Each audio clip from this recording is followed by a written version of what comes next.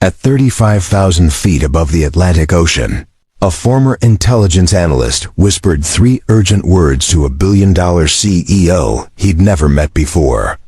"Don't move, breathe." In that frozen moment, with champagne still fizzing in crystal glasses and the hum of luxury engines masking deadly intent, everything hung in the balance. What hidden threat did he detect in the pristine cabin that even trained security missed? How did a single father struggling to rebuild his life after loss suddenly become the only barrier between corporate power and calculated destruction? And what unexpected connection would ignite between two people from completely different worlds, bound together by danger at 40,000 feet? Now let's step aboard the private jet where a quiet observation would unravel a conspiracy, save lives, and prove that courage doesn't need a uniform, only the will to act when seconds matter most. Before we jump back in, tell us where you're tuning in from, and if this story touches you, make sure you're subscribed, because tomorrow, I've saved something extra special for you. The February morning broke cold and clear over Portland. The kind of crisp Pacific Northwest dawn that made the city's glass towers gleam like crystals against Mount Hood's distant peak. 42-year-old Ethan Graves stood in the cramped kitchen of his rented duplex, packing a lunchbox with the mechanical precision of someone who'd done it 1,000 times. Peanut butter sandwich, apple slices, granola bar, juice box. His 10-year-old son Riley sat at the small table, swinging his legs while sketching rockets in a worn notebook. "You think SpaceX will go to Mars in my lifetime?" Riley asked without looking up, his pencil moving in quick, confident strokes. Ethan smiled, the lines around his eyes deepening. "I'd bet on it. You might even be on that ship." Riley grinned, revealing the gap where his front tooth had been until last week. "That'd be cool. You could come too.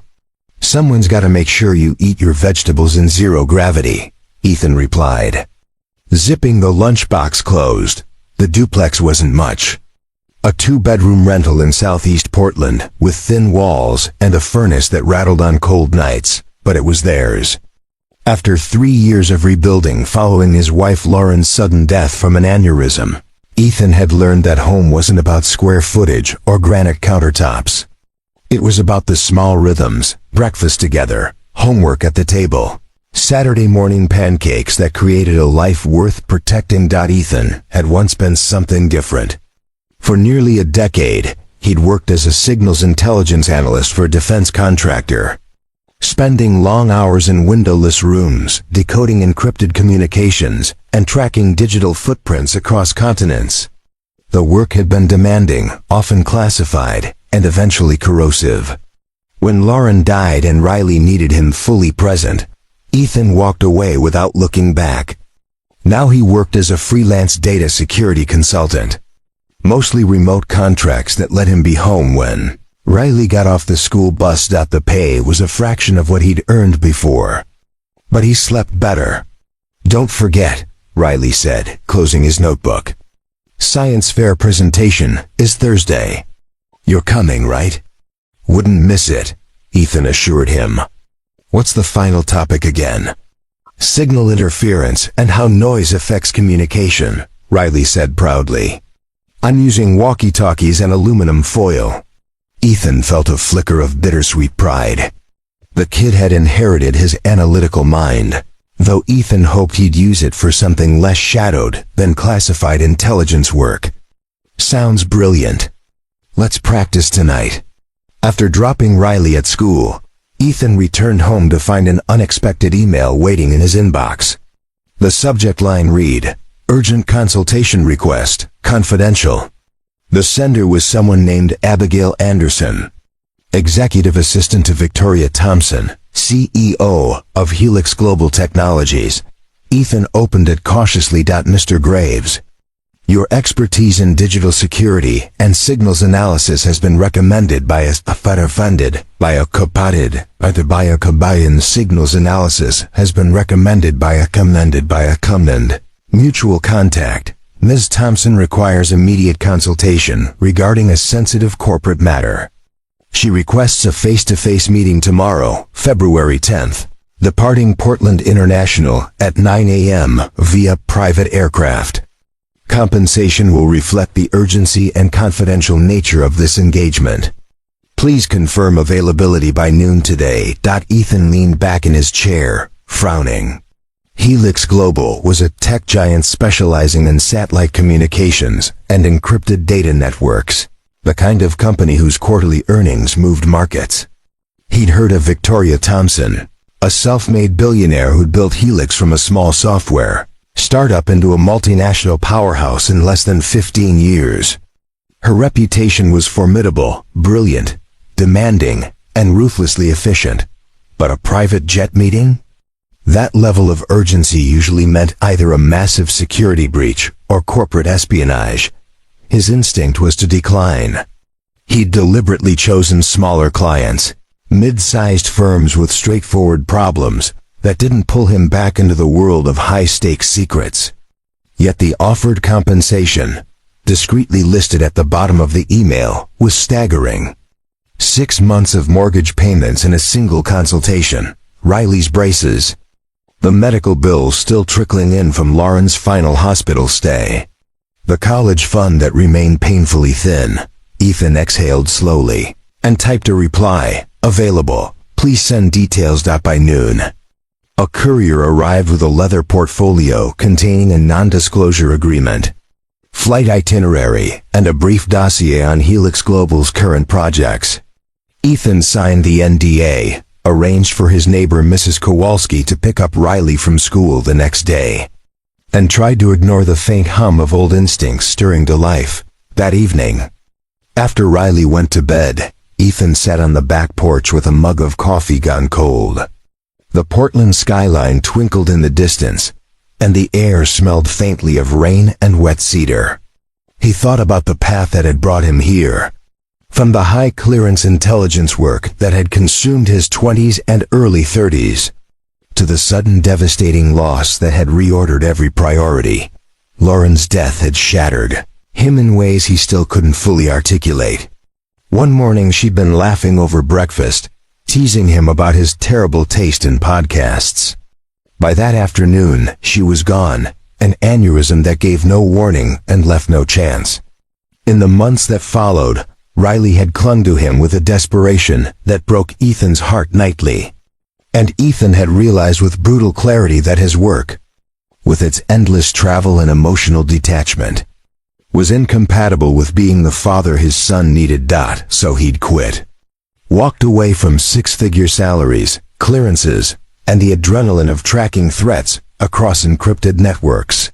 He'd chosen small contracts, predictable hours, and the ability to be home for dinner every night. But now, staring at the city lights, he felt the old tension creeping back.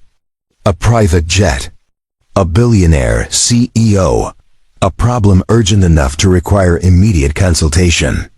Whatever Victoria Thompson needed, it wasn't simple. Still, he'd committed. And Ethan Graves, for all his desire for a quiet life, had never been able to walk away when someone needed help. The next morning dawned gray and misty. Ethan dressed in his only good suit, a charcoal gray Lauren had picked out years ago for a conference he'd long forgotten. It still fit, though the shoulders felt tighter than he remembered. He made Riley's lunch, kissed his forehead, and reminded him about the science fair practice later that week. "Where are you going all fancy?" Riley asked, eyeing the suit suspiciously. "Quick business meeting," Ethan said lightly. "I'll be back tonight. Mrs. Kowalski will get you from school." Riley nodded, already absorbed in his breakfast cereal and a book about Mars rovers. Portland International Airport's private terminal was a different world from the bustling commercial gates Ethan occasionally used for rare trips. Here, everything was hushed, efficient, and discreet. A sleek black SUV met him at the curb, and within minutes he was escorted through minimal security into a private lounge. Abigail Anderson greeted him there, a poised woman in her early 30s with sharp eyes and a polite but distant smile. "Mr. Graves, Thank you for accommodating this unusual request. Ms. Thompson is already aboard. We'll depart shortly." Ethan followed her across the tarmac toward a gleaming Gulfstream G650, its white fuselage catching the weak morning sun. The engines hummed softly, and a flight attendant stood by the stairs, welcoming him aboard with practiced warmth. Inside, the jet was stunning. Cream leather seats, polished wood accents, soft indirect lighting. It smelled faintly of leather and expensive coffee. Toward the rear of the cabin, a woman sat alone at a conference table, her attention fixed on a laptop screen. She didn't look up as Ethan entered. Victoria Thompson was smaller than he'd expected from her larger-than-life reputation. Mid-40s, with dark hair pulled into a sleek ponytail, and sharp features that suggested both intelligence and impatience. She wore a tailored navy blazer over a white blouse. No jewelry except a simple watch that probably cost more than Ethan's car. "Mr. Graves," she said without preamble, finally glancing up. Her eyes were a startling gray, assessing him in a single sweep. "Sit. We'll talk once we're airborne." Ethan took a seat across from her, noting the way her fingers never quite stilled on the keyboard, the faint tension in her jaw. Whatever problem she faced, it had her rattled, and he suspected Victoria Thompson didn't rattle easily. The flight attendant, a young woman named Sophie, offered coffee and pastries. Ethan accepted both, more to have something to do with his hands than from hunger. The engines shifted pitch, and the jet began to taxi as they lifted off, Portland shrinking beneath them into a patchwork of green and gray. Ethan felt the familiar tightening in his chest that came with stepping into the unknown. He glanced out the window at the clouds rushing past, then back at Victoria, who had closed her laptop and was now studying him with an intensity that felt almost physical. "Thank you for coming on such short notice," she said, her voice crisp and controlled. "I'm told you're one of the best at what you do. Preparing and narrating this story took us a lot of time, so if you are enjoying it, subscribe to our channel. It means a lot to us. Now back to the story."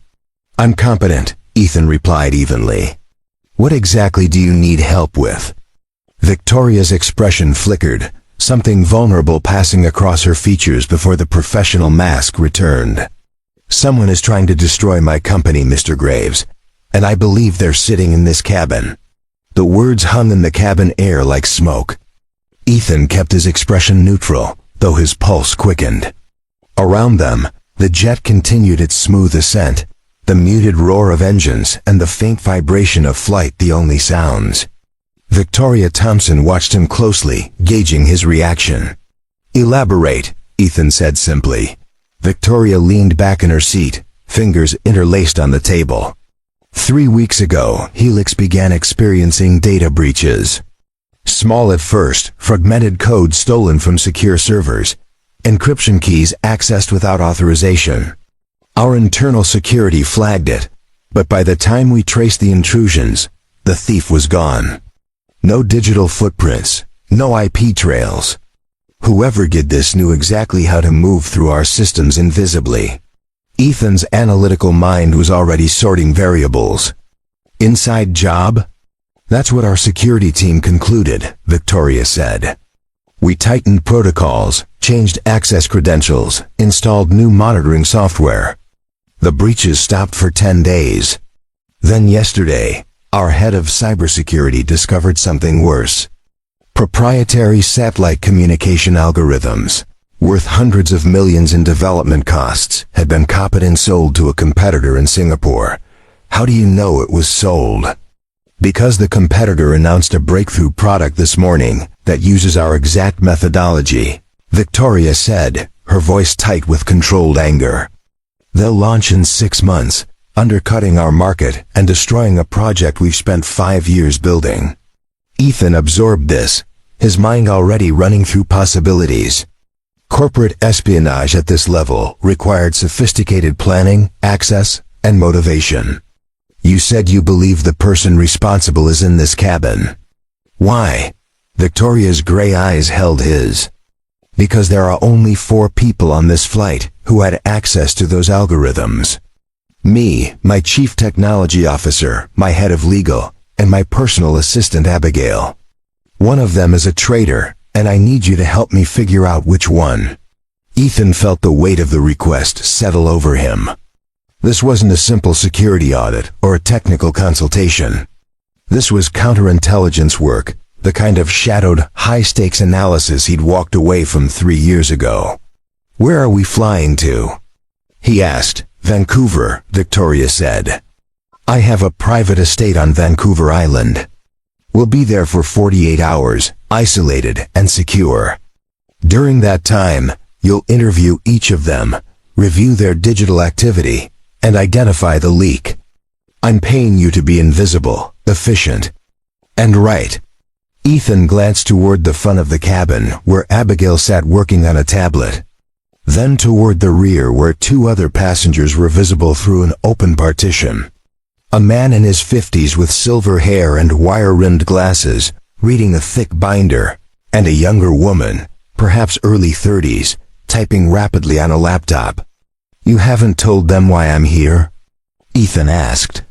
"I told them you're a consultant evaluating our data security infrastructure for potential expansion into European markets," Victoria said. "A plausible cover. They have no reason to suspect otherwise." Ethan considered this. It was a dangerous game. If the guilty party realized they were under scrutiny, they might destroy evidence or worse, take aggressive action to protect themselves.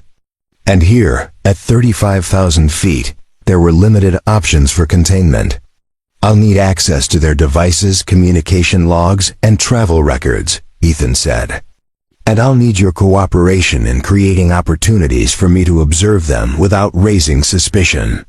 "You'll have everything," Victoria assured him. "But Mr. Graves, understand this. Time is critical. If we don't identify the traitor before we land in Vancouver, they'll have the opportunity to disappear or transfer the remaining data they've stolen. This flight is our only controlled environment." Ethan nodded slowly. "Then we start now." For the next 30 minutes, Victoria briefed him in low tones, providing details about each suspect. The chief technology officer, Dr. William Brown, had been with Helix for 12 years, a brilliant engineer who'd helped design the very algorithms now stolen. He was methodical, reserved, and had recently gone through an expensive divorce that left him financially strained. The head of legal, Olivia Smith, was a Harvard-educated attorney, known for her aggressive contract negotiations and loyalty to Victoria. She'd been with the company for 8 years and had access to every sensitive file as part of her role, overseeing intellectual property protections. However, her younger brother had recently been arrested for securities fraud, and the family was facing significant legal bills.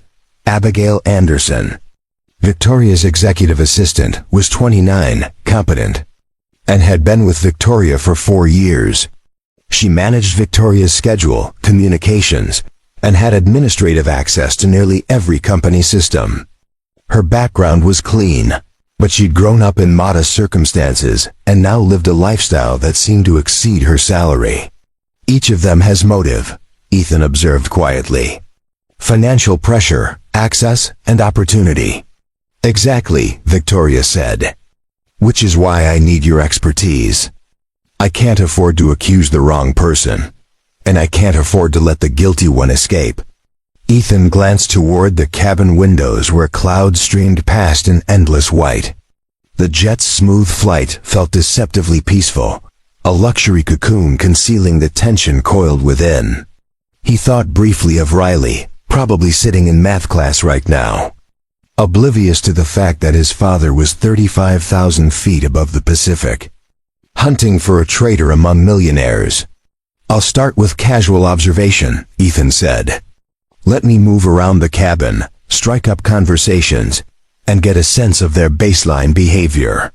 Sometimes the guilty party reveals themselves through micro-expressions, evasiveness, or overcompensation." Victoria nodded. "I'll create opportunities. But be careful, Mr. Graves. Whoever did this is clever, patient, and ruthless. They've already outmaneuvered our entire security apparatus. Ethan stood, adjusting his suit jacket. Then it's a good thing I've dealt with clever and ruthless before. He moved toward the rear of the cabin, adopting the easy posture of someone simply stretching his legs. The man with silver hair, Dr. William Brown, looked up as Ethan approached. "Dr. Brown," Ethan said with a polite smile, extending his hand. "Ethan Graves. I'm consulting on some security infrastructure projects for Ms. Thompson." William shook his hand, his grip firm but distracted. "Pleasure. You picked an interesting time to join us. Company's navigating some rough waters." "So I've heard," Ethan replied, settling into the seat across from him. Ms. Thompson mentioned some competitive challenges. William's expression tightened almost imperceptibly. "Corporate espionage, more like. Someone's been stealing our work and selling it. It's a nightmare." Ethan kept his tone casual. "Must be frustrating for you, given how much development goes into these projects." 12 years of my life," William said, his voice carrying a bitter edge. "And some opportunist walks away with it in a weekend. If I ever find out who did this, I'll make sure they never work in tech again." The anger seemed genuine, but Ethan had learned long ago that emotion could be performed as easily as concealed. He noted the slight tremor in William's hand as he closed his binder, the way his eyes didn't quite meet Ethan's directly. "Do they have any leads?" Ethan asked. "If they do, no one's telling me," William said. He paused, then added quietly, "Between you and me, I think it's someone internal." The breaches were too clean, too precise. Whoever did this knew our systems inside and out. Ethan nodded thoughtfully. "Well, I hope they catch them soon. Must be hard to focus on work when you're wondering if someone on your team is betraying you." William's jaw tightened. "You have no idea." Ethan excused himself and moved toward the front of the cabin where Olivia Smith sat, her laptop screen filled with dense legal text. She glanced up as he approached, her expression polite but guarded. "Miss Smith, Ethan Graves," he introduced himself. "Mind if I ask you a few questions about Helix's data protection policies? I'm trying to get a sense of the legal framework." Olivia's eyes sharpened with professional interest. "Of course. What specifically are you curious about?" For the next 10 minutes, Ethan engaged her in a discussion about intellectual property law, encryption standards, and corporate liability. Olivia was articulate and confident, but there was a tension beneath her words, a guardedness that suggested someone carrying heavy weight. "You must be under incredible pressure right now," Ethan said sympathetically. "With the data breaches and potential legal exposure." Olivia's expression flickered. "It's part of the job. Though I'll admit, the situation is particularly challenging.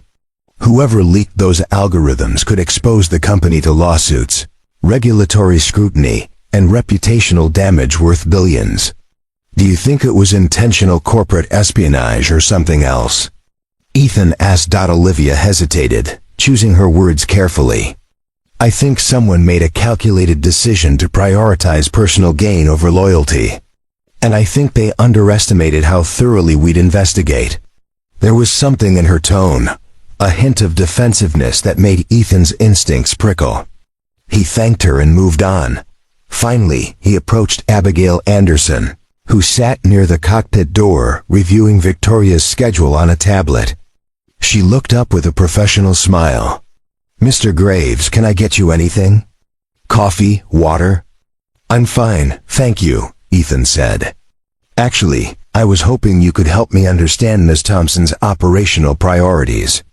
I'm trying to map out how security infrastructure integrates with executive decision-making."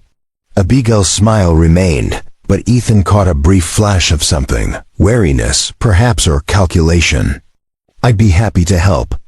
What specifically do you need to know?" As they talked, Ethan watched her carefully. Abigail was smooth, composed, and gave away nothing. But when he mentioned the data breaches casually, her fingers paused on the tablet screen for just a fraction of a second before resuming their movement. It was subtle. But Ethan had spent years reading microtells in high-pressure interrogations. That tiny hesitation spoke volumes. He returned to Victoria's table, settling back into his seat. She looked up expectantly. "Impressions?" she asked quietly.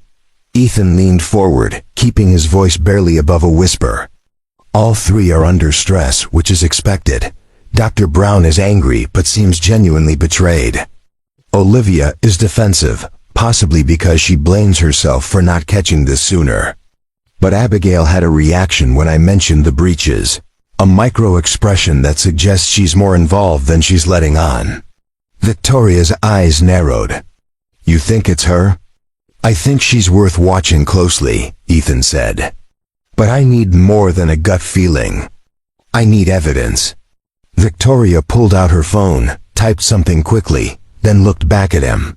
"I just sent you encrypted access to our internal server logs. Review Abigail's digital activity over the past month. Look for anomalies, unusual access times, or data transfers." Ethan pulled out his own laptop and began the work, his fingers moving across the keyboard with practice speed. Outside, the jet continued its smooth flight north, the Pacific Ocean stretching endlessly below. But inside the cabin, the air had changed. Ethan could feel it now, the subtle shift in tension that came when predator and prey occupied the same space. Each aware of the other, but neither yet ready to strike.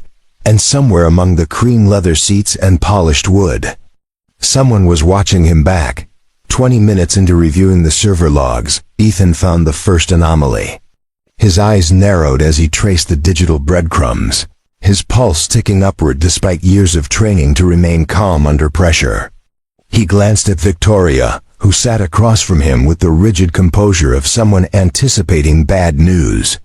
"Talk to me," she said quietly, her voice barely audible over the jet's steady hum. Ethan angled his laptop screen so only she could see. 3 weeks ago, at 2:47 a.m. Pacific Time, someone accessed your secure R&D servers from an IP address registered to a coffee shop in downtown Seattle. The login credentials used were Abigail's administrative account. Victoria's jaw tightened. She lives in Seattle. But why would she access company servers from a public location in the middle of the night? "She wouldn't," Ethan said. "Not if she were being careful. Public Wi-Fi is notoriously insecure, easily traced. If Abigail were actually stealing data, she'd use a VPN or an encrypted proxy to mask her location." He scrolled through more entries. "But look at the pattern. Every suspicious access point traces back to locations Abigail frequents. Her apartment building's network, her gym, that coffee shop. It's almost as if someone wanted us to think it was her."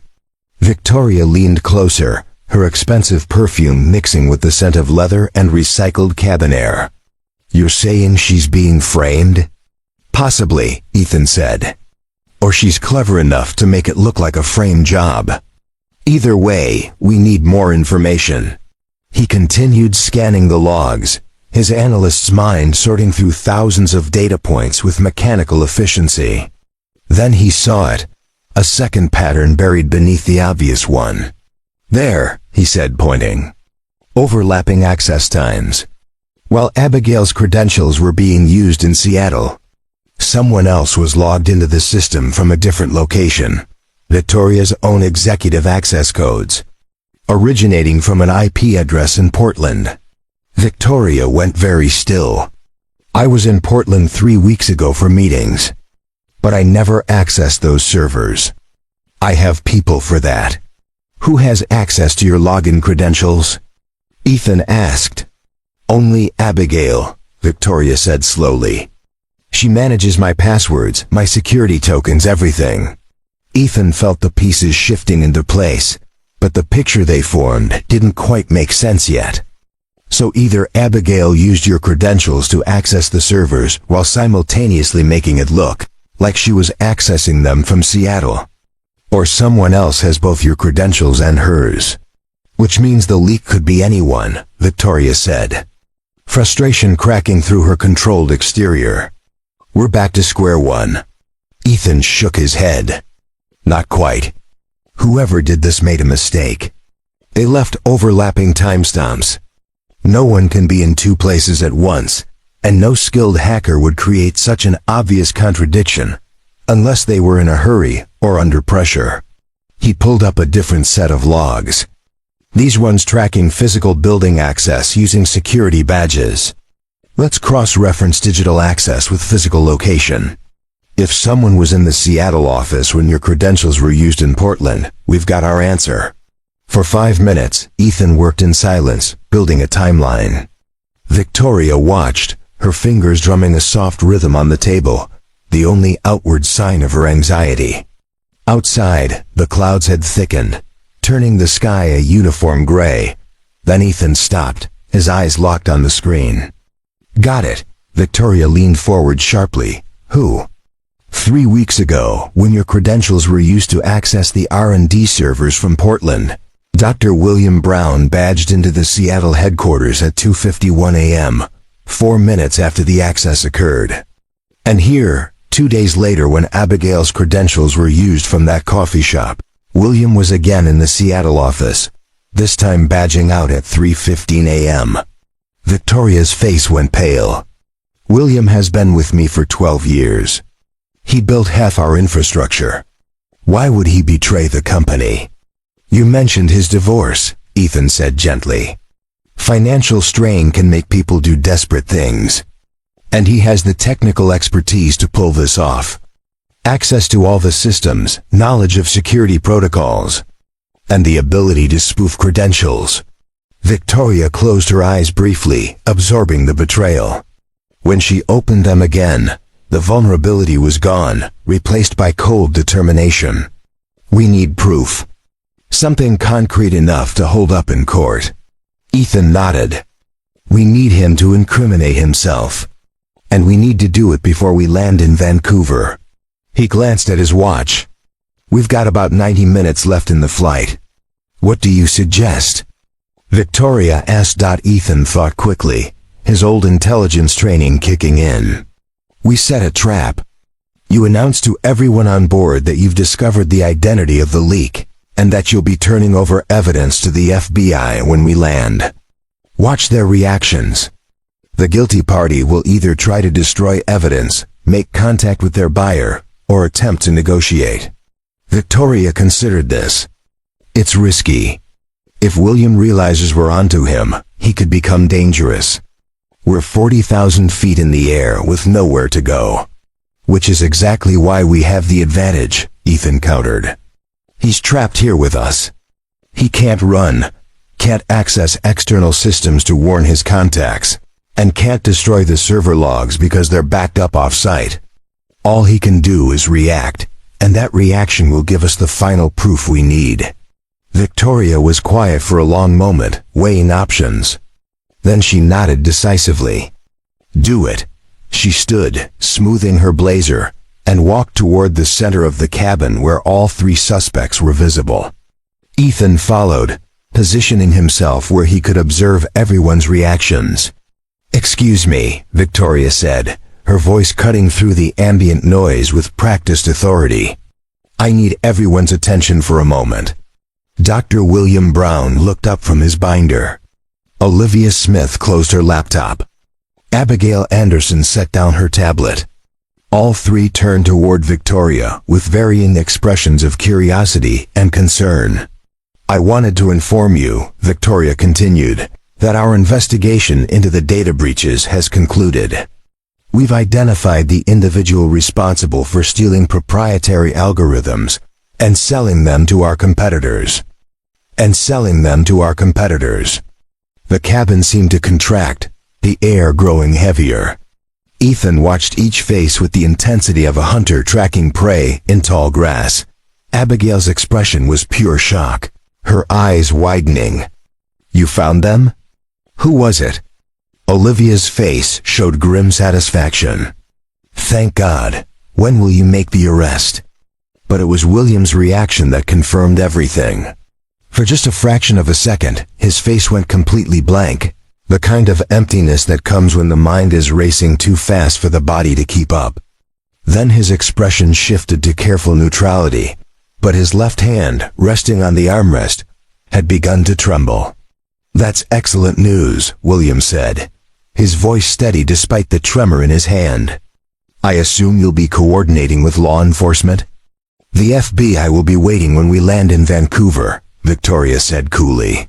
"We have digital forensics, server logs, and financial records that provide irrefutable evidence. The case is airtight." Ethan saw it then, the moment William's mind made a calculation and arrived at a desperate conclusion. The older man's eyes darted toward the cockpit door, then to the emergency exit row, then back to Victoria. His breathing had changed, faster and shallower. "Victoria," William said carefully, "could we speak privately for a moment? There's something I need to discuss with you about the legal implications." "Anything you need to say can be said here," Victoria replied, her tone leaving no room for negotiation. William stood slowly, his hands gripping the seat back. "I really think we should speak in private. It's a sensitive matter." Ethan moved subtly, positioning himself between William and Victoria. His combat training, dormant for years but never forgotten, thrummed to life. Every muscle in his body tensed, ready. "Dr. Brown," Ethan said quietly, "I'd advise you to sit back down." William's eyes swung toward him, and Ethan saw the moment the mask fell away completely. There was calculation there, and desperation, and something harder. The look of a man who'd crossed too many lines to turn back now. "You," William said slowly, recognition dawning. "You're not a consultant. You're the one who figured it out." "Sit down," Ethan repeated, his voice calm but carrying unmistakable command. Instead, William reached into his jacket pocket. The movement was fast, practiced, and sent a spike of adrenaline through Ethan's system. In the confined space of the jet, there was no room for error. "Don't move," Ethan said sharply. "Breathe." But William's hand was already emerging from his pocket, and Ethan saw the glint of metal, small, compact, utterly out of place in the luxury cabin. A pocket knife, barely 3 inches, but in the pressurized environment of an aircraft. Even a small blade was a catastrophic threat. Time seemed to slow. The way it always had in Ethan's previous life, when violence became inevitable. He registered Abigail's gasp, Olivia's backward scramble, Victoria's sharp intake of breath. He saw Sophie, the flight attendant, frozen in the galley entrance. Her face white with shock. And he saw William's eyes. Wild now with the desperation of a cornered animal. "You don't understand," William said, his voice cracking. "They're going to kill me if I don't deliver the rest of the data. This wasn't supposed to happen. I didn't have a choice." "There's always a choice," Ethan said, taking a slow step forward. "And the choice you're making right now, threatening people on an aircraft, that's terrorism. Federal prison for life. Is that what you want?" "I want my life back," William shouted, the knife trembling in his hand. "My wife took everything. The house, the savings, even my reputation. I had nothing left. Helix owed me. I built this company's infrastructure. I deserved more than a salary and a pat on the back." Victoria's voice cut through the chaos, steady and cold. "So you stole from me. From all of us." William's laugh was bitter. "You have billions, Victoria. Billions. What's a few million in algorithms to you? But to me, it was survival." Ethan continued his slow advance, his eyes never leaving the knife. "Put it down, William. You're not a violent person. This isn't who you are." "You don't know who I am," William spat. But his hand wavered. In that moment of hesitation, Ethan moved. Years of training compressed into 3 seconds of controlled action. He stepped inside William's reach, his left hand catching the wrist holding the knife and twisting sharply upward while his right drove into William's solar plexus with precise force. The knife clattered to the floor. William gasped, doubling over, and Ethan swept his legs, dropping him face first onto the carpet. Within seconds, Ethan had William's arms pinned behind his back, one knee pressed firmly between his shoulder blades. "Sophie," Ethan called to the flight attendant. "I need zip ties or anything that can serve as restraints." Sophie, shaking but functional, rushed to a storage compartment and produced a set of plastic flex cuffs from the aircraft security kit. Ethan secured William's wrists and ankles, then finally allowed himself to exhale. The cabin was utterly silent, except for William's ragged breathing and the steady drone of engines. Ethan stood, his suit jacket torn at the shoulder, his heart pounding but his hands steady. Victoria stared at him, something like awe mixed with relief in her gray eyes. "You just saved all of our lives." Ethan shook his head, already feeling the adrenaline crash beginning. "Just did what needed doing." He looked down at William, who lay on the floor with tears streaming down his face, and felt no triumph, only a deep, weary sadness. This was what desperation looked like, what happened when pride and financial ruin collided with poor choices. Olivia was on her phone, already coordinating with authorities on the ground. Abigail sat frozen in her seat, her face pale. And Victoria, composed despite everything, moved to stand beside Ethan. "When we land," she said quietly, "I want you to know that whatever you need, whatever I can do for you and your son, it's yours." Ethan met her eyes, seeing in them a recognition that went beyond gratitude, a connection forged in crisis. The beginning of something neither of them had expected, but all he said was, "Let's just get everyone safely on the ground." As the jet began its descent toward Vancouver through the heavy gray clouds, Ethan allowed himself one thought of Riley, safe in school, oblivious to how close his father had come to danger once again.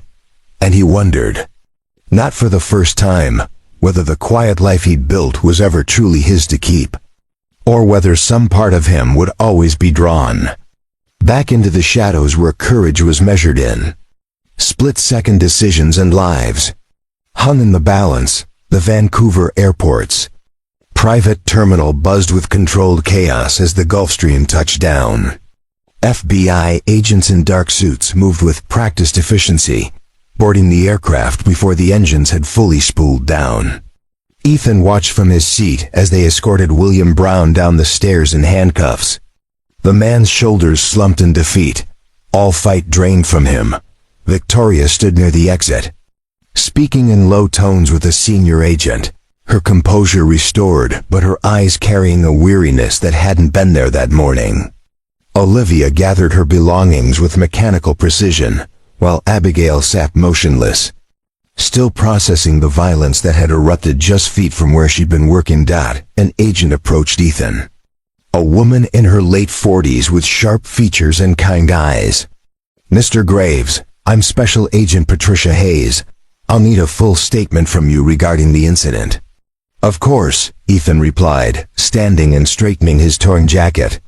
His shoulder ached where he'd taken William down, a dull throb that reminded him he wasn't as young as he'd been during his intelligence days. The debriefing took 3 hours in a secure room at the terminal. Ethan walked Agent Hayes through every detail, from the moment he'd noticed the overlapping timestamps in the server logs to the final takedown.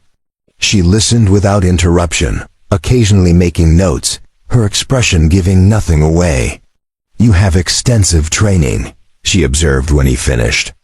"Military?" "Intelligence work," Ethan said. "Signals analysis mostly. But we had tactical training for field operations." "Mostly," Hayes repeated with a slight smile. "That was some very effective mostly we saw today."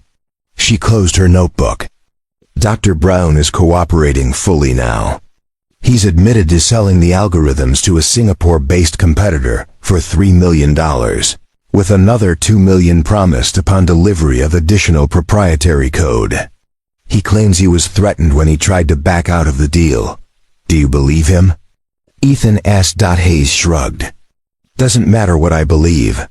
What matters is what we can prove. And thanks to your work on that jet, we have enough evidence to put him away for a long time. She stood, extending her hand. Miss Thompson is waiting for you. She's asked that you join her at her estate tonight. I understand she'd like to discuss ongoing security concerns. Ethan hesitated. His original plan had been to fly back to Portland immediately, to be home when Riley got out of school tomorrow. But something in Hayes's tone suggested this wasn't a simple thank you dinner invitation. What kind of security concerns? He asked. Hayes's expression grew serious. The people Dr. Brown was working with, they're not the kind to accept failure quietly. Miss Thompson may still be at risk. The words settled over Ethan like cold water. Of course it wasn't over. It never was.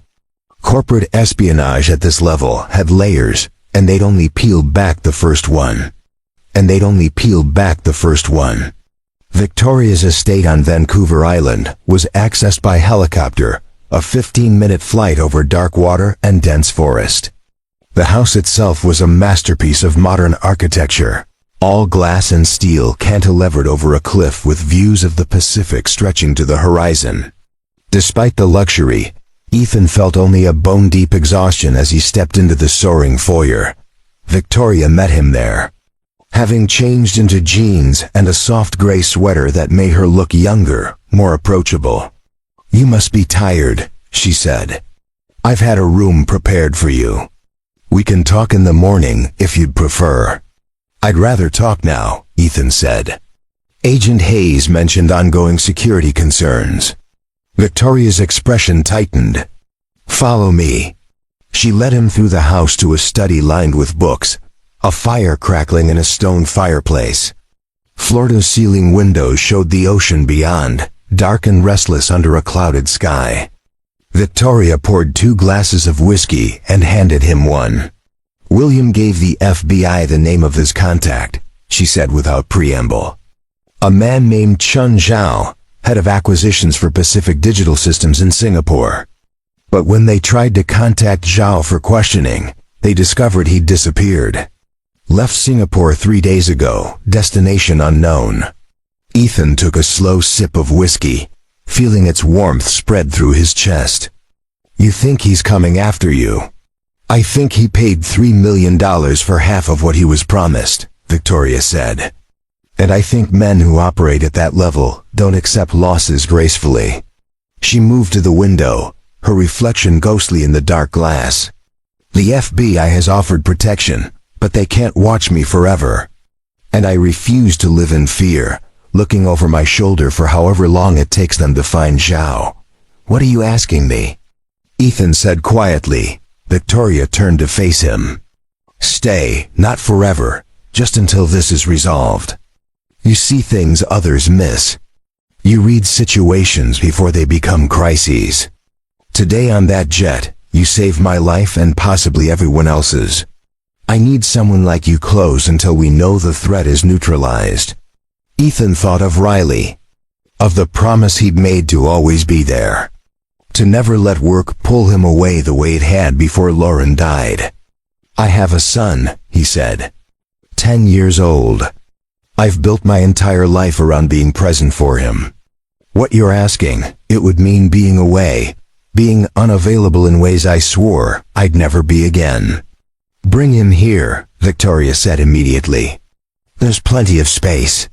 He can attend the international school in Victoria, just 20 minutes by boat.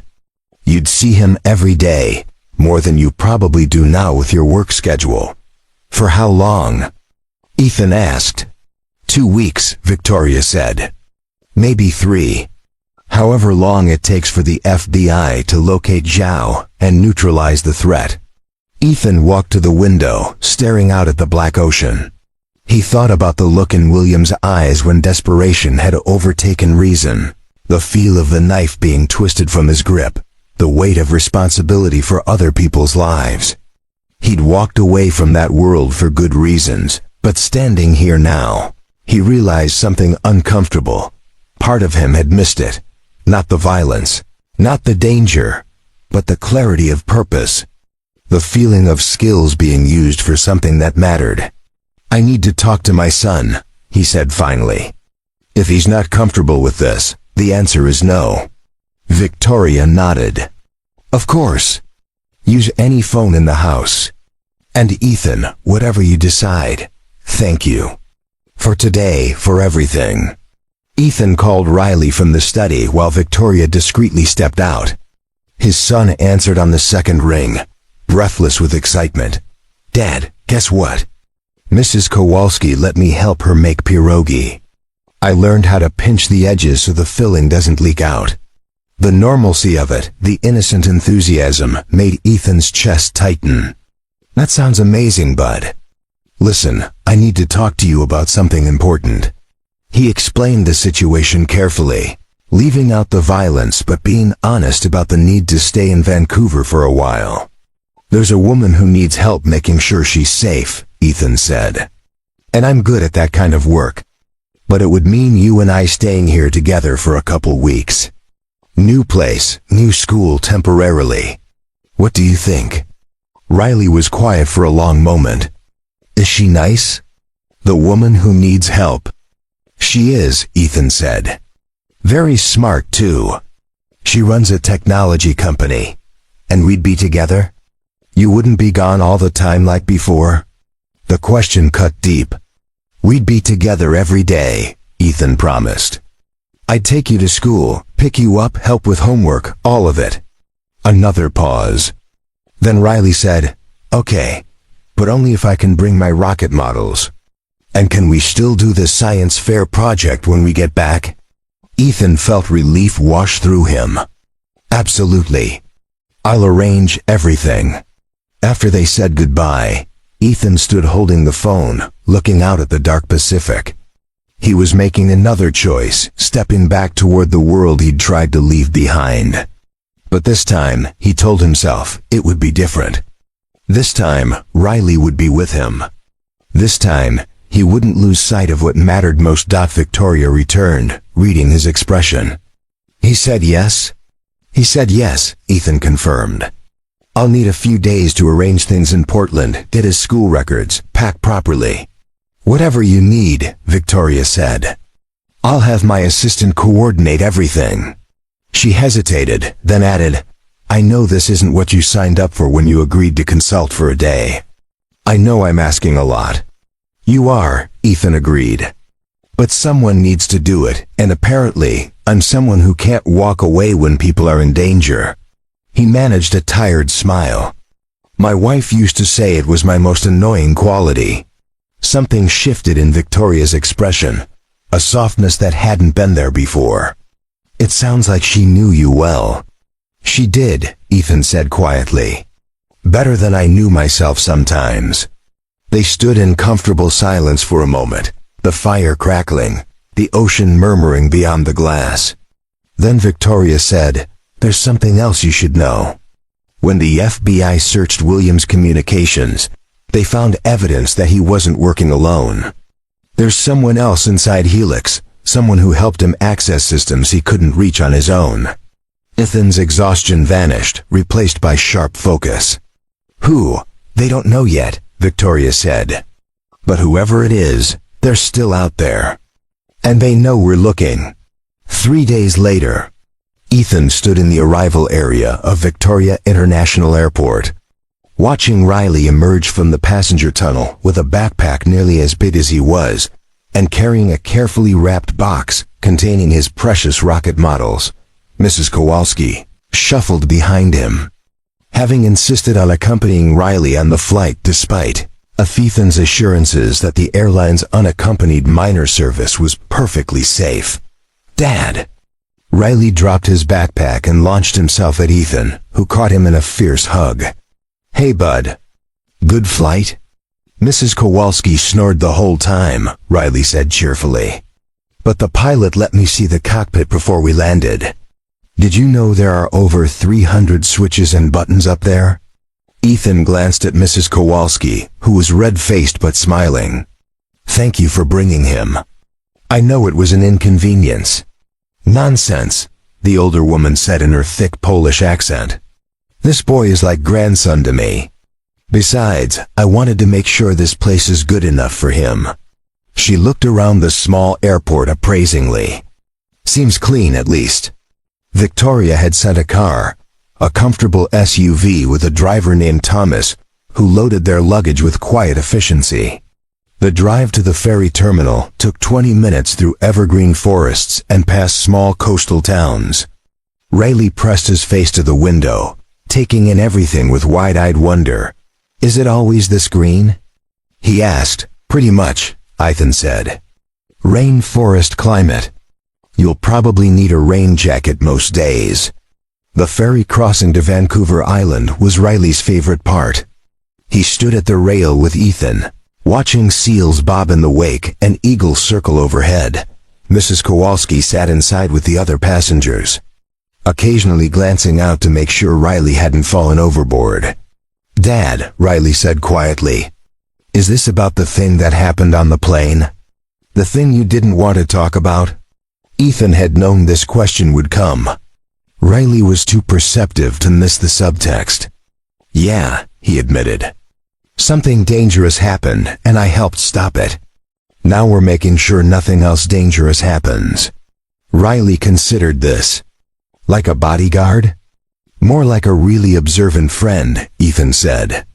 "Someone who notices things and helps solve problems before they get worse." "Cool," Riley said. Then, after a pause, "Is the lady nice?" "Ms. Thompson?" "She is," Ethan said. "Though she's had a hard week. Someone she trusted betrayed her, and that's never easy. Like when Jake Carter told everyone my volcano model was dumb even though we were supposed to be partners?" Riley asked. Ethan smiled despite himself. "Something like that, yeah. Except with higher stakes." When they arrived at Victoria's estate, Riley's eyes went wide. "This is a house? It looks like something from a movie." Victoria met them at the door, having clearly made an effort to appear approachable.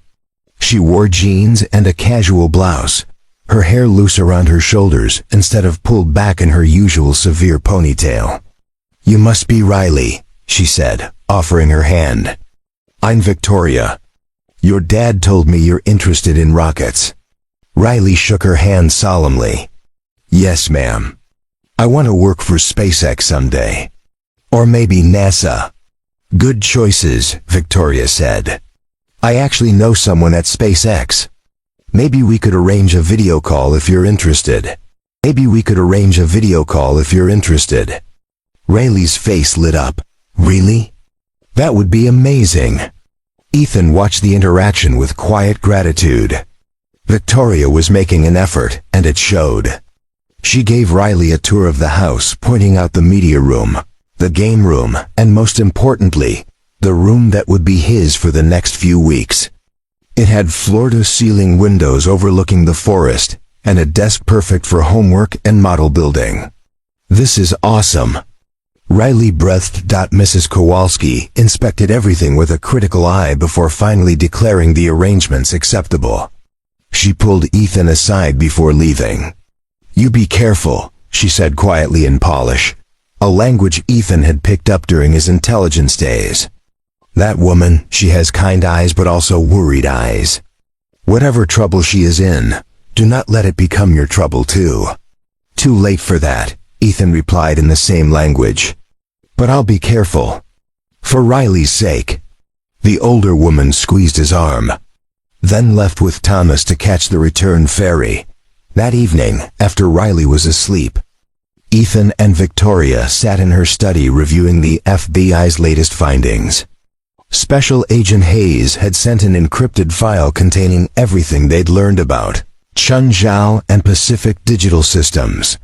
Zhao has connections to organized crime syndicates in Southeast Asia. Victoria said, reading from the report. Money laundering, industrial espionage, even suspected involvement in human trafficking. William didn't just sell company secrets. He got in bed with genuinely dangerous people. Ethan studied photographs of Zhao, a man in his 50s with a bland, unremarkable face that would disappear in any crowd. And the second insider? Any progress identifying them? Nothing concrete, Victoria said. But the FBI did find something interesting. The algorithm William sold was incomplete, missing key security protocols that would make it actually functional. Whoever helped him knew enough to sabotage the theft without William realizing it. Ethan leaned back in his chair, processing this. So the second insider was either having second thoughts or protecting Helix's interests while still assisting William. That suggests someone conflicted, possibly being coerced or blackmailed. That was my thought too, Victoria said. She pulled up personnel files on her laptop. I've narrowed it down to 3 people who had the technical knowledge and system access to help William, my lead network engineer, my director of cloud infrastructure, and my chief information security officer. Let me guess, Ethan said. All 3 are above reproach with spotless records and strong loyalty to the company. Exactly, Victoria said. Which makes this infinitely more complicated. They worked late into the night, building profiles and timelines. Around midnight, Ethan excused himself to check on Riley, finding his son sleeping soundly with a half-built model rocket on the nightstand and a book about Mars missions open across his chest.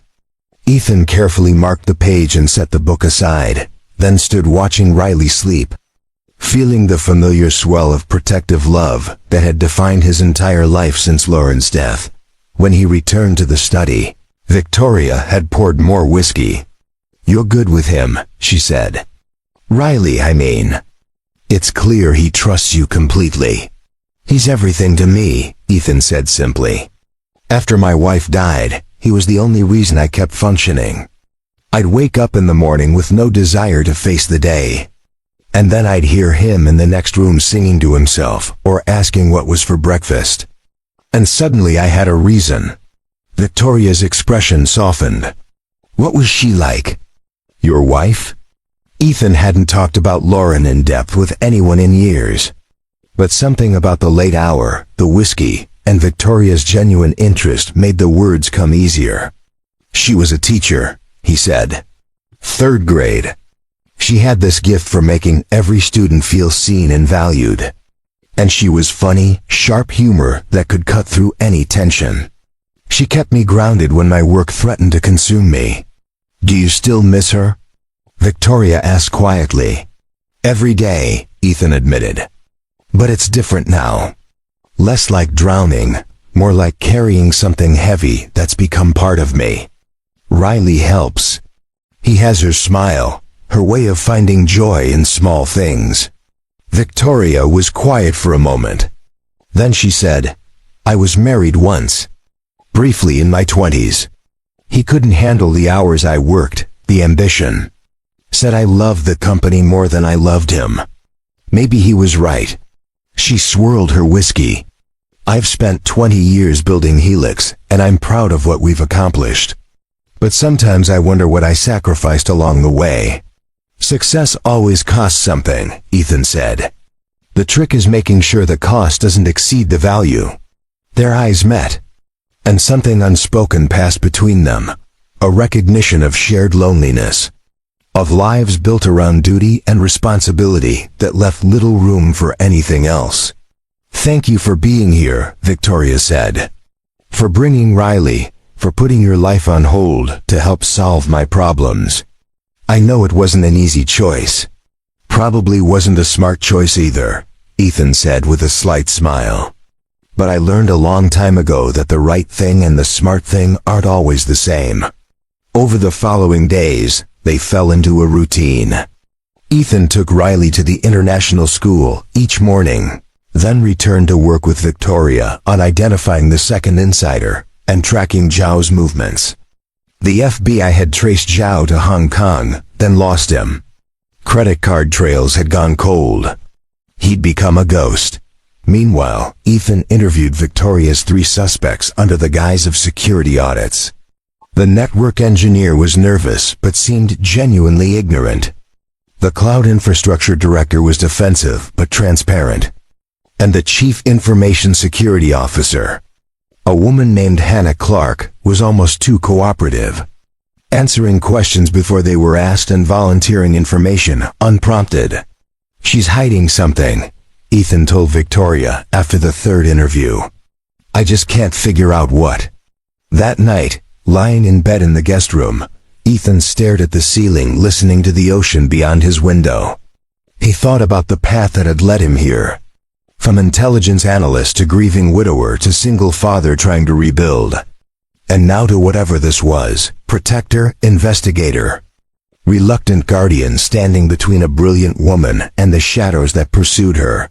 He thought about Victoria too. About the way she'd gently corrected Riley's rocket calculations at dinner. About her quiet sadness when she'd spoken of her failed marriage. About the trust she'd placed in him, despite knowing him for less than a week. And he wondered if he was capable of opening his heart again after Lauren. If Riley was ready for that kind of change. If the danger surrounding Victoria would ever truly resolve. Or if he was walking into something with no clean ending. His phone buzzed. A text from Victoria. "Can't sleep. Security footage shows someone tried to access the estate's perimeter cameras tonight. False alarm, but I'm rattled. Thank you for being here." Ethan replied, "I'll do a full sweep in the morning. Try to get some rest. You're safe." 3 dots appeared, then disappeared, then appeared again. Finally, "Because you're here, I believe that." Ethan set the phone down, his chest tight with feelings he wasn't ready to name. Outside, the ocean whispered against the cliff. And somewhere in the darkness, threats circled and waited. But for tonight, everyone he cared about was safe under one roof. And that would have to be enough. The morning broke gray and misty, typical for Vancouver Island in February. Ethan was up before dawn, running the perimeter of Victoria's estate with the methodical focus of someone checking for weaknesses. The property was extensive, nearly 20 acres of forest and cliffside. Protected by cameras and motion sensors, but still vulnerable to someone determined enough. He found it near the eastern boundary. A camera that had been carefully repositioned during the night, angled away from a service access point that maintenance crews used. Subtle but deliberate. Someone had been probing defenses, testing response times. Victoria joined him at the camera location, pulling a rain jacket tight against the drizzle. "Show me." Ethan pointed to the disturbed ground, boot prints in soft earth that didn't match any of the estate's security personnel. "Someone came through here last night, adjusted the camera, then left the same way. They didn't try to breach, just surveyed." "Zhao?" Victoria asked, her voice tight. "Or someone working for him," Ethan said. "Either way, they know where you are, and they're planning something." Back at the house, Ethan called Special Agent Hayes with an update. She listened without interruption, then said, "I'm sending a tactical team to the island. They'll set up discreet surveillance around the estate perimeter. In the meantime, I need you to continue working the insider angle. If someone on Victoria's team is feeding information to Zhao, we need to identify them before they can provide entry assistance." After Riley left for school, Ethan and Victoria set up in her home office to review digital forensics from Hannah Clark's work accounts. Victoria's technical team had provided detailed logs of every file access, email, and system login for the past 6 months. "Walk me through her role," Ethan said. "Pulling up the data on dual monitors. Hannah oversees all information security," Victoria explained. "Firewall management, intrusion detection, access controls. If anyone tried to breach our systems, she'd be the first to know. Which makes her perfectly positioned to either stop threats or enable them," Ethan observed. He sorted through Hannah's file access logs, looking for patterns. Here, 3 weeks before William's first data theft, Hannah accessed the backup systems and modified the audit logging protocols. Victoria leaned closer to the screen. "Why would she do that?" "To create blind spots," Ethan said. "If you reduce the granularity of audit logs, You make it harder to trace specific actions later. It's a classic insider tactic. Create just enough noise in the system that suspicious activity gets lost in legitimate traffic. They continued digging, and the evidence mounted.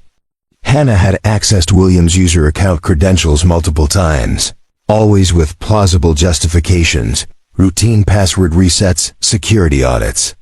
But the timing aligned perfectly with when William needed access to systems beyond his normal authorization level. She was enabling him, Victoria said, anger and betrayal mixing in her voice. All this time, I trusted her to protect us, and she was the one helping tear us down. The question is why, Ethan said. He pulled up Hannah's personnel file, scanning her background. Clean record, 15 years in cybersecurity, excellent performance reviews. Then he saw it, a note in her emergency contact information. Brother, Thomas Clark, currently incarcerated, federal prison. Seattle. Ethan did a quick search on Thomas Clark and felt the pieces click into place. Her brother is serving 8 years for securities fraud. He's been in prison for 3 years, which means he has 5 years left. That's leverage. Victoria's eyes widened. You think Zhao threatened her brother? Or offered to help him, Ethan said. Early release, better conditions, protection inside. For someone with the right connections, prison is just another system to manipulate. If Zhao approached Hannah and said he could make her brother's life easier in exchange for cooperation, she might have felt she had no choice. We need to confront her, Victoria said. Carefully, Ethan cautioned. If she feels cornered, she might warn Zhao or destroy evidence. We need her to confess voluntarily, and we need her cooperation to set a trap. They arranged a meeting under the pretense of a security review. Hannah arrived at the estate that afternoon, professional and composed in a dark blazer and carrying a laptop. Ethan watched her carefully as Victoria led her into the study, noting the slight tension in her shoulders, the way her eyes scanned the room before settling. Hannah, thank you for coming, Victoria began, her tone measured. We've been reviewing system access logs from the past few months, and some irregularities have come to our attention. Hannah's expression didn't change, but Ethan saw her hands tighten fractionally on the laptop. What kind of irregularities? Ethan stepped forward. Audit log modifications, unauthorized credential access, timing that correlates with Dr. Brown's data theft. We know you helped him, Hannah. What we don't know yet is why. For a long moment, Hannah said nothing. Then her shoulders sagged, and she closed her eyes. When she opened them again, tears tracked down her cheeks. They have my brother, she said, her voice breaking. Zhao's people, they got to him in prison 6 months ago. They said if I didn't help them, Tommy would die. They sent me photos, proof that they could reach him whenever they wanted. Victoria's anger softened into something more complex. Why didn't you come to me? Why didn't you ask for help? Because I didn't think you could protect him, Hannah said. Zhao's organization has reached everywhere, inside prisons, inside law enforcement. And I was terrified. Tommy is all the family I have left. Our parents are gone. I couldn't let him die because I chose my job over his life. Ethan sat down across from her. Tell us everything. What did they ask you to do? What information did you provide? Hannah took a shaky breath and began talking. She'd been contacted 6 months ago, through an encrypted message that included photographs of her brother being threatened by other inmates. The message gave instructions: provide administrative credentials, modify audit logs, and ensure William Brown had access to specific research databases. I didn't know what William was stealing at first, Hannah said. They kept me compartmentalized. I just did what they asked and prayed it would be enough to keep Tommy safe. But you sabotaged the theft, Ethan said. You made sure the algorithms William delivered were incomplete. Hannah nodded. Once I realized what they were after, I couldn't let them have everything. I removed key security protocols from the files, made subtle changes that would render the algorithms useless without the missing pieces. I thought if I could buy time, maybe the FBI would catch them before they realized. Did Zhao know about the sabotage? Victoria asked. I don't think so, Hannah said. At least not at first. But after William was arrested, I got another message. They know something went wrong, and they're angry. They said if I don't provide the missing code within 48 hours, Tommy dies. Ethan exchanged a glance with Victoria. When did you receive this message?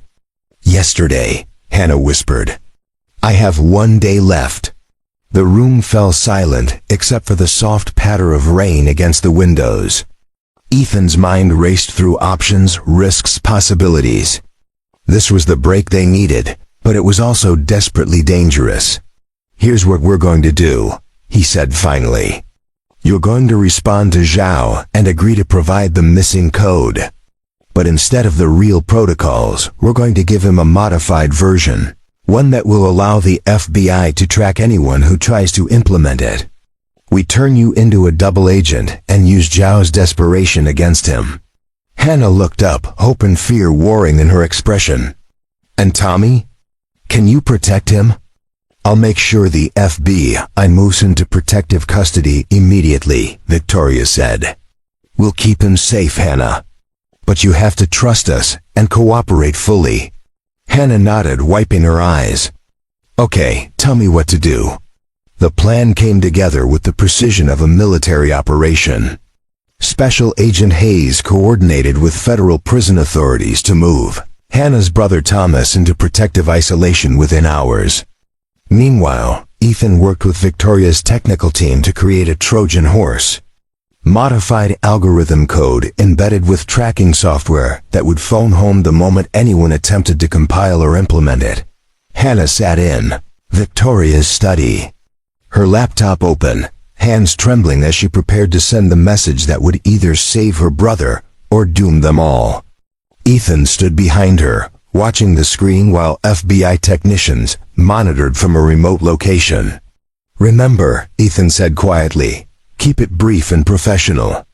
Don't give them any reason to suspect you're cooperating with us. Hannah typed, have the missing protocols. Ready to transfer. Need confirmation of brother's safety first. The response came within 3 minutes. Transfer files to secure drop site. Confirmation will follow delivery. Hannah's jaw tightened. They won't show me proof Tommy's okay until after I give them everything. That wasn't the deal. They're not planning to honor any deal, Ethan said.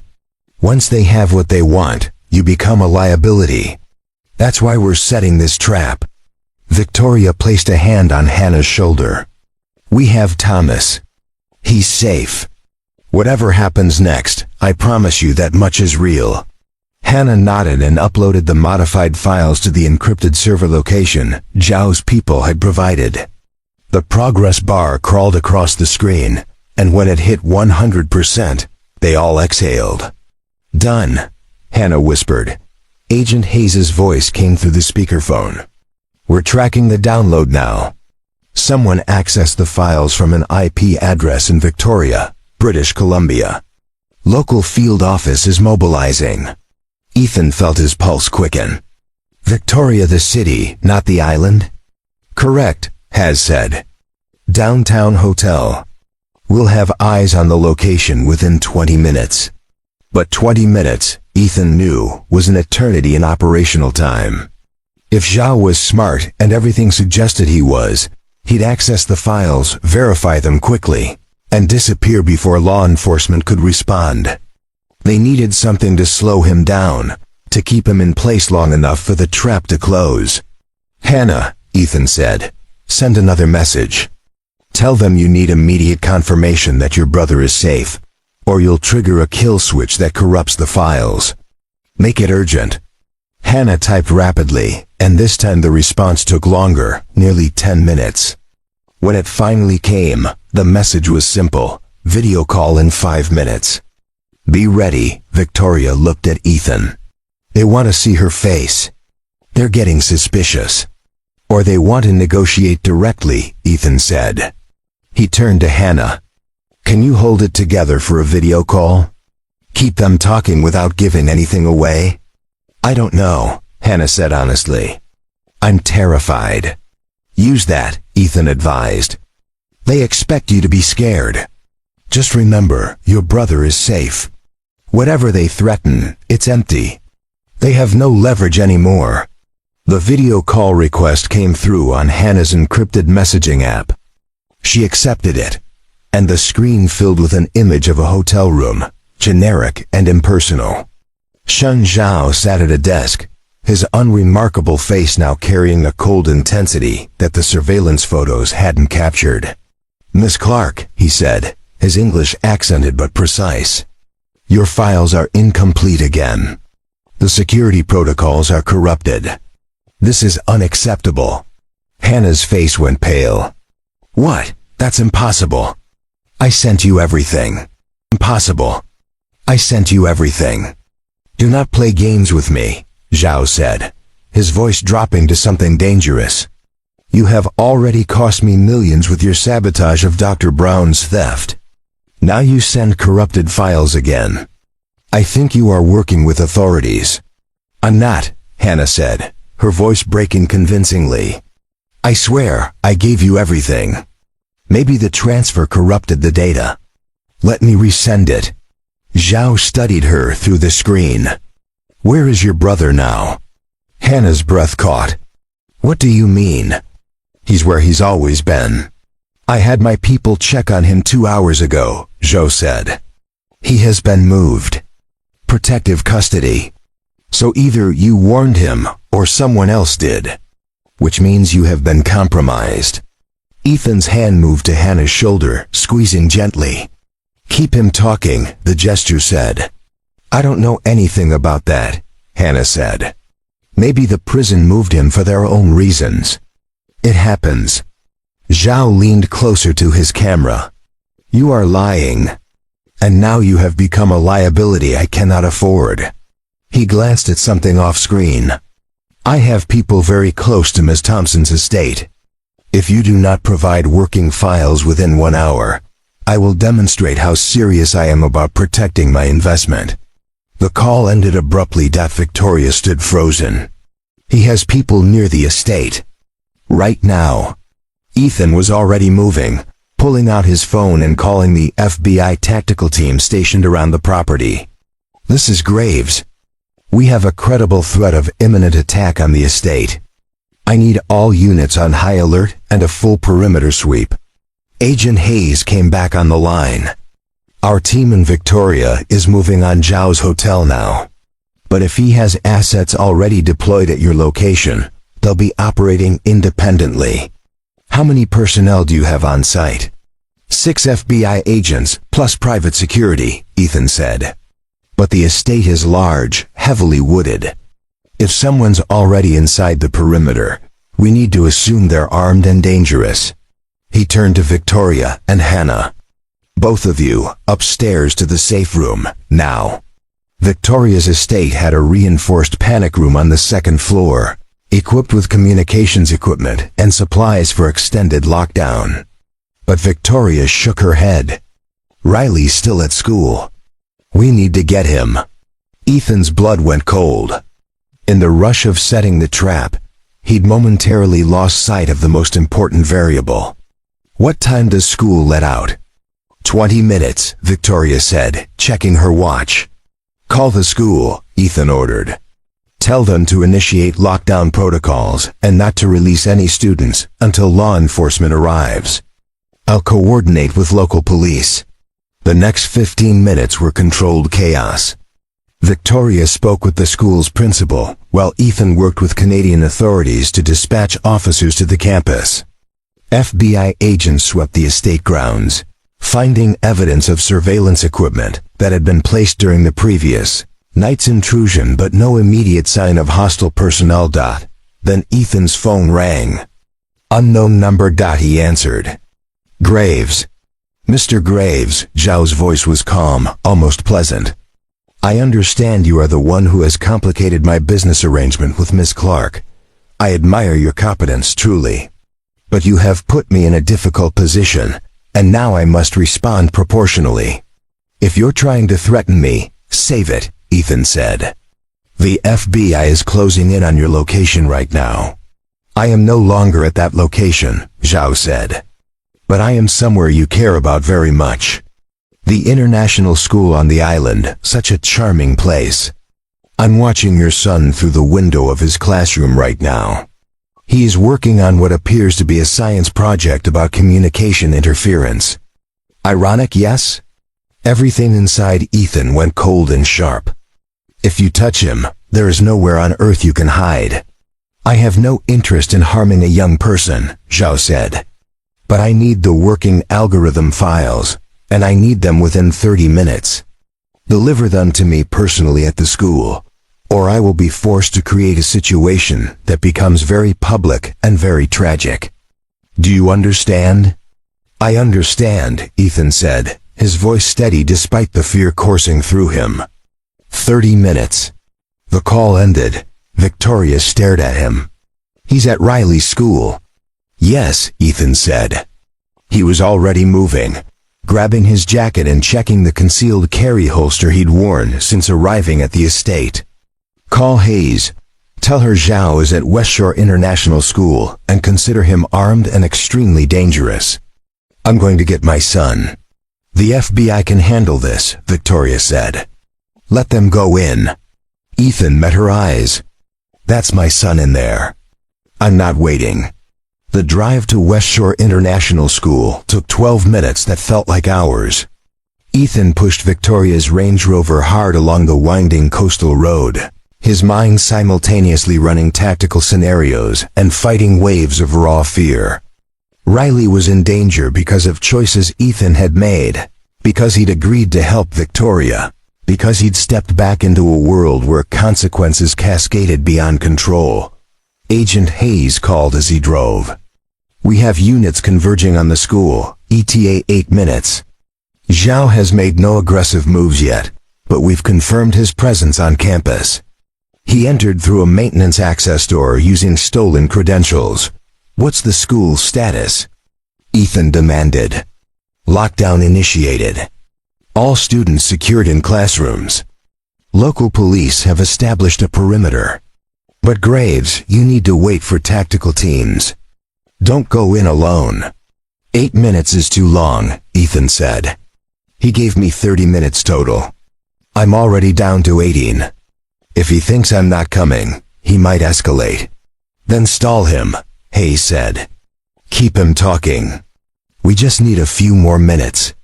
Ethan ended the call as the school came into view, a modern building of glass and timber nestled among Douglas firs. Police vehicles blocked the main entrance, lights flashing. Officers in tactical gear moved with purpose, establishing positions. Ethan parked and approached the command post, where a Royal Canadian Mounted Police inspector was coordinating with FBI agents via secure radio. I'm Ethan Graves, he said, showing identification. My son is inside. The suspect called me directly and demanded I deliver files in exchange for safe resolution. The inspector, a woman in her 40s with steel-gray eyes, studied him. You're the American consultant working with Ms. Thompson. Agent Hayes briefed us. Mr. Graves, we cannot allow you to enter until we've secured the building and verified the suspect's exact location. He's in my son's classroom, Ethan said. 3rd floor, West Wing. He told me so on the phone. Then that's where our tactical team will focus, the inspector said. But protocol requires we clear each floor systematically. We cannot risk him having explosives or taking hostages if we rush in carelessly. Ethan understood the logic. But logic felt meaningless when Riley was inside with a man desperate enough to threaten violence against young people. He thought of his son's face that morning at breakfast, excited about showing his science project to the class. He thought of every promise he'd made after Lauren died to keep Riley safe, to be present, to never let work compromise what mattered most. And he'd broken those promises by bringing Riley here. His phone buzzed. A text from an unknown number. Time is passing, Mr. Graves. I'm waiting. Ethan showed it to the inspector. He's getting impatient. Let me establish contact at least. I can buy time while your team gets into position. The inspector hesitated, then nodded. Voice contact only. Keep him talking about logistics, about what he wants, about anything except the tactical situation. We need 15 minutes to be in position for optimal entry. Ethan called the number Zhao had used earlier. It rang twice before connecting. Mr. Graves, Zhao said. I see police vehicles outside. This was not our agreement. The police were already responding to the school's lockdown call, Ethan said, keeping his voice measured. You knew that would happen. But I'm here, and I have what you want. Tell me how you want to do this exchange. Come to the main entrance alone, Zhao said. Bring the files on a USB drive. Once I verify they are complete and functional, I will walk out through the front door and everyone goes home safely. I need proof my son is unharmed first, Ethan said. A moment of silence. Then Riley's voice came through the phone, small and scared, but trying to be brave. Dad, there's a man here. He says everything will be okay if you just do what he asks. Hearing his son's voice, Ethan felt something break and harden simultaneously inside him. Riley, listen to me. I'm right outside. You're going to be fine. Just stay calm and do exactly what your teacher says. Understand? Okay, Riley said. Dad, I'm scared. I know, bud. I'm coming. Zhao's voice returned. Touching, truly. Now you understand what is at stake. The USB drive, Mr. Graves. You have 10 minutes. The call ended. Ethan turned to the inspector. I need a USB drive loaded with the algorithm files. The real ones, not the tracked version. If he verifies them on site, and they're corrupted, he'll know immediately. We cannot give a hostile actor proprietary technology worth millions, the inspector said. Then he'll start hurting students, Ethan said flatly. Your choice. Victoria's voice came from behind him. Give him what he wants. She'd arrived in a second vehicle, her face pale but determined. I don't care about the algorithms or the company or any of it. Just get those people out safely. The inspector looked between them, then spoke into her radio. Within minutes, an FBI technician produced a USB drive loaded with complete functional algorithm files. Ethan took it, feeling its weight in his palm like a grenade with the pin pulled. Weight in his palm like a grenade with the pin pulled. Our tactical team will be in position in 8 minutes, the inspector said. When you make the exchange, try to position yourself so you're not between our snipers and the target. And Mr. Graves, if something goes wrong, drop flat and let us handle it. Ethan nodded and started toward the school's main entrance. The distance felt immense, every step carrying him closer to a confrontation he'd spent 3 years trying to avoid. He thought of all the times in his intelligence career when he'd walked into dangerous situations armed with nothing but training and necessity. But this was different. This time his son's life hung in the balance, and failure meant a loss he couldn't survive. He reached the entrance and held up the USB drive so Zhao could see it through the glass doors. His phone rang immediately. Good, Zhao said. Now open the door slowly and place the drive on the floor inside the entrance. Then step back 10 paces. And Ethan complied, his movements deliberate and non-threatening. The USB drive sat on the polished floor like an offering. Through the glass he could see movement in the shadowed hallway beyond. Then Zhao appeared, walking toward the entrance with steady confidence. He wasn't holding a weapon visibly, but his right hand stayed inside his jacket pocket. When he bent to retrieve the USB drive, Ethan saw the bulge of a shoulder holster beneath his coat. Zhao examined the drive, then pulled out a small tablet and inserted it. For 30 seconds that stretched like hours, he tested the files while Ethan stood frozen, aware of sniper rifles trained on the scene from multiple angles. Finally, Zhao looked up and smiled. Genuine. Ms. Thompson is more reasonable than I expected. He pocketed the drive. Your son will be released with the others when I am safely away from this location. That wasn't the deal, Ethan said. You said everyone goes home once you verified the files. I said I would walk out the front door, Zhao corrected. I did not specify when. I need transportation and clear passage to the ferry terminal. Once I am on the mainland, I will call the school and tell them which classroom to unlock. Before Ethan could respond, Riley's voice echoed from somewhere inside the building. Dad! The sound of running footsteps followed. Riley burst around a corner, having apparently slipped away from his classroom during the chaos. He ran toward the entrance where Ethan stood on the other side of the glass. Riley, no! Ethan shouted, but his son was already at the door, pushing it open. And Zhao, reacting with desperate speed, grabbed Riley by the arm and pulled him close. His other hand emerging from his jacket with a compact pistol now pressed against Riley's side. Everything stopped. Foolish, Zhao said, backing away from the entrance with Riley held against him as a shield. Very foolish. Now we negotiate new terms, Mr. Graves. And this time, you will not have the luxury of police assistance. Time fractured into crystalline moments. Ethan watched Zhao retreat down the hallway with Riley held against him, the pistol pressed to his son's ribs.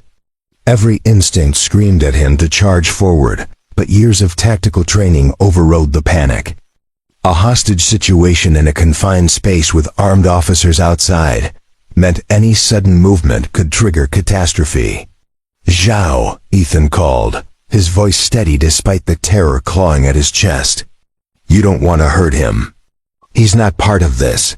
He became part of this when he ran toward danger instead of away from it, Zhao replied, still backing down the corridor toward a side exit. Brave but foolish. Like his father. Riley's eyes were wide with fear, but he wasn't crying. He'd gone very still, the way Ethan had taught him during their fire safety talks. Don't panic, assess, wait for the right moment. His son was thinking, and that both terrified and reassured Ethan. Through his earpiece, connected to the tactical command, the inspector's voice came sharp and urgent. Graves, we have no clean shot. He's using the boy as full cover. Can you keep him talking while we reposition? Ethan pressed the mic button hidden on his collar twice, the signal for acknowledged. Then he took 3 steps forward, hands visible and empty. You have the files, Ethan said. You have everything you came for. Let Riley go, and I'll guarantee you safe passage out of here. I'll personally escort you to wherever you need to go. Zhao laughed, the sound echoing off the school's high ceilings. You have no authority to guarantee anything, Mr. Graves. You are a consultant, a civilian who got lucky on an airplane. The police outside will never let me leave. Files or no files. Then what's your play here? Ethan asked, still advancing slowly. You can't stay in this building forever. You can't shoot your way out. And you can't hurt Riley without losing your only leverage. My play, Zhao said, reaching the side exit door and pushing it open with his back, is to disappear the way I always have. You see, Mr. Graves, I have been doing this work for 20 years.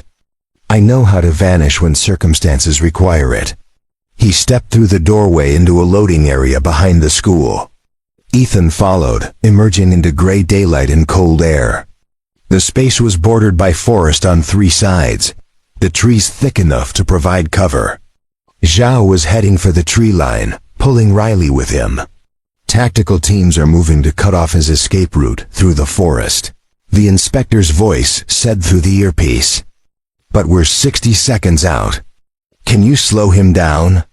Ethan knew he had one option, the only move that might work without risking Riley further. He had to make himself more valuable as a hostage than his son. Zhao, he called out. I worked intelligence for nearly a decade.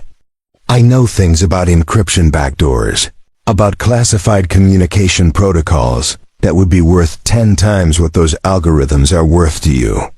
Take me instead of Riley. A scared young person slows you down, but I can help you disappear permanently. Zhao paused at the forest edge, considering. Riley looked at his father with understanding beyond his years, and Ethan saw him mouth the word, "Dad," silently. "An interesting proposition," Zhao said. "But how do I know you're not simply trying to save your son?" "Because I'm telling you the truth," Ethan said. "I can give you access to systems that will make you invisible to every intelligence agency on the planet. But only if Riley walks away right now."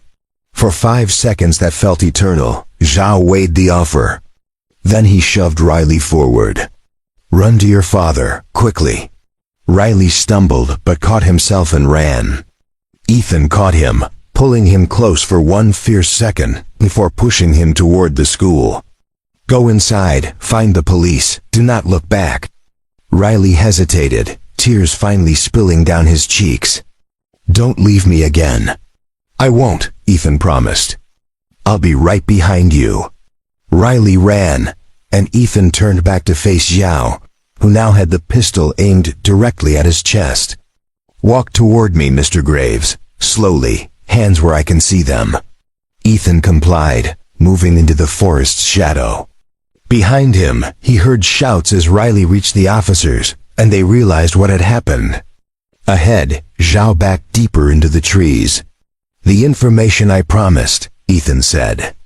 "It's real, but you need me alive to access it." "I'm aware," Zhao said. "Which is why you will walk with me to the service road on the other side of this forest, where I have transportation waiting. Once we are away from immediate danger, you will provide me with a sample of this information. If it proves valuable, you live. If you have lied, you die here and I take my chances alone." They moved through the forest, Douglas firs rising like cathedral pillars around them. Ethan's mind raced through scenarios. The tactical team would be tracking them, probably had thermal imaging by now. But they wouldn't risk a shot while Zhao held a gun on him. He needed to create an opening, a moment where the advantage shifted. Then he heard it, a soft rustle in the undergrowth to their left. Zhao heard it too, and swung toward the sound, his pistol tracking. In that fraction of a second when the weapon wasn't aimed at Ethan, muscle memory took over. Ethan lunged forward, low and fast, driving his shoulder into Zhao's midsection. The pistol discharged, the sound shockingly loud in the forest quiet, but the round went wide. They crashed together into the soft earth and dead needles. Grappling for control of the weapon, Zhao was smaller but surprisingly strong, trained in close combat. He drove an elbow toward Ethan's temple. Ethan blocked it and twisted, getting a hand on Zhao's wrist and slamming it against a tree root until the pistol fell free. Both men scrambled for it. Ethan reached it first, but Zhao kicked it away, sending it spinning into the undergrowth. Then they were fighting hand to hand, trading blows with desperate intensity. A branch cracked nearby. Tactical officers burst through the trees, weapons raised, shouting commands. "Down on the ground. Both of you, down now." Zhao made one last desperate move, reaching for something in his jacket. Ethan didn't hesitate. He swept Zhao's legs and drove him face first into the earth, pinning him with a knee between his shoulder blades, exactly as he'd done to William Brown on the jet. "Clear," Ethan called out, raising his hands as officers surrounded them. "Suspect is secured." They pulled Zhao to his feet and cuffed him. His face was bloodied from the fall, his expensive suit torn and muddy, but his eyes still held cold calculation. "This is not over," he said to Ethan. "People like me, we always find a way." "People like you," Ethan replied, breathing hard, "always underestimate people like me. We don't do this for money. We do it because it matters. We do it because it matters." As they led Zhao away, Victoria appeared at the forest edge with Riley clutching her hand. The moment Ethan saw them, his legs almost gave out. Riley broke free and ran, crashing into his father with enough force to knock them both off balance. "You said you wouldn't leave," Riley sobbed into Ethan's chest. "You promised." "I didn't leave," Ethan said, holding his son like he'd never let go. I'm right here. I'm always right here. Victoria stood a few feet away, her professional composure finally cracking. Tears tracked down her face as she watched father and son hold each other in the gray forest light dot, and for the first time in 3 years, Ethan Graves allowed himself to believe that, maybe, just maybe, he could have both. A life that mattered and the people who made that life worth living.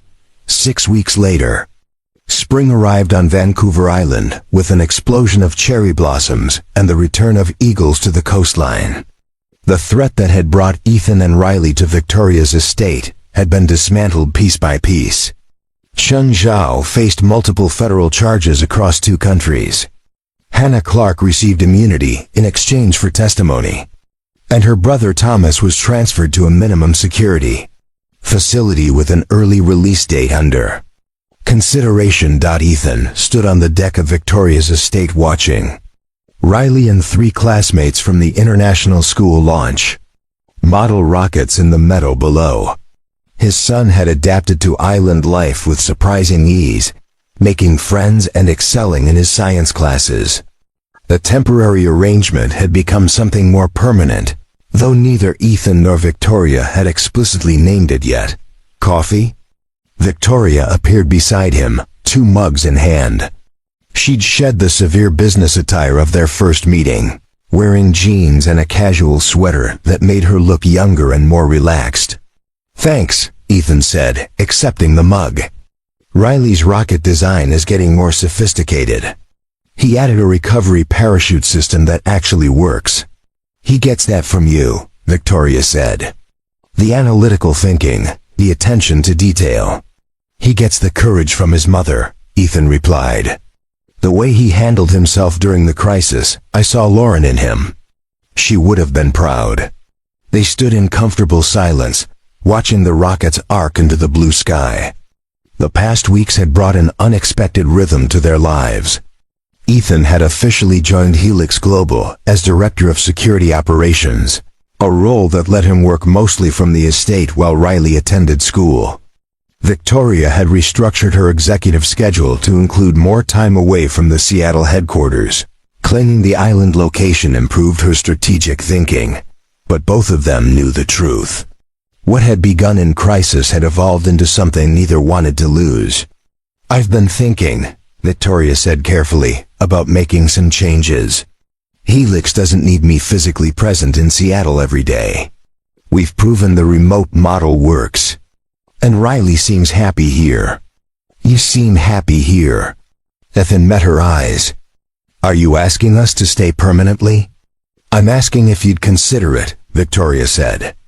Not as an employee and his son staying in the employer's guest house. As something more intentional. As family. The word hung between them, full of possibility and risk. Ethan thought about the life he'd built after Lauren's death. Small and safe and focused entirely on Riley. He thought about how that life had been good, but also limited. Defined more by what he was protecting against than what he was building toward. Riley asked me last night if you were going to be his new mom, Ethan said quietly. I didn't know how to answer. What did you tell him? Victoria asked. I told him that families come in different shapes, and that what matters is choosing people who make you feel safe and valued and loved. Then I asked him how he felt about you. And? Victoria's voice was soft. He said you're smart and funny, and you let him stay up past bedtime sometimes when I'm not looking. Ethan smiled. He said you make me smile more than I used to. And he said if I wanted to be happy again, he'd be okay with that. Victoria's eyes glistened. He's remarkable, Ethan. You both are. So are you, Ethan said. He took her hand, feeling the warmth of her fingers against his. I spent 3 years believing my life was about protecting what I had left. But maybe it's actually about building something new. Not replacing what was lost, but growing around it. Is that a yes? Victoria asked. It's a yes to trying, Ethan said. To staying, to building a life here together, to seeing where this goes. Riley and I talk about everything, and he deserves to be part of this decision. But if he's ready, then I am too. Down in the meadow, Riley's rocket deployed its parachute perfectly, drifting down in a graceful arc while his friends cheered. He looked up toward the deck, saw his father and Victoria standing close together, and waved with unrestrained joy. Ethan waved back, feeling something settle in his chest that had been restless for years. Not the absence of grief. Lauren would always be part of him, but the presence of hope. The understanding that life could hold multiple truths at once, loss and love, memory and new beginning. Courage born from pain and joy, earned through choosing to stay open. There's one condition, Victoria said. You teach me to make those pierogi Riley keeps talking about, she said with a smile. Apparently Mrs. Kowalski's recipe is legendary, and I refuse to be outdone in my own kitchen. Ethan laughed, the sound genuine and free. Deal, though I warn you, the edge-pinching technique takes practice.